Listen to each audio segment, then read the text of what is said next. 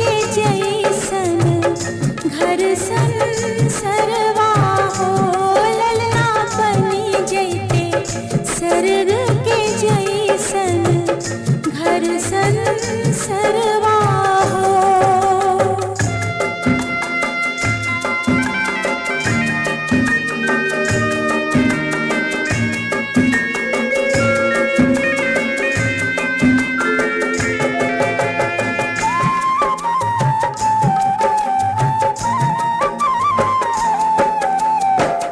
आज के दिन माना जाने कहेला काहे मनवा हो।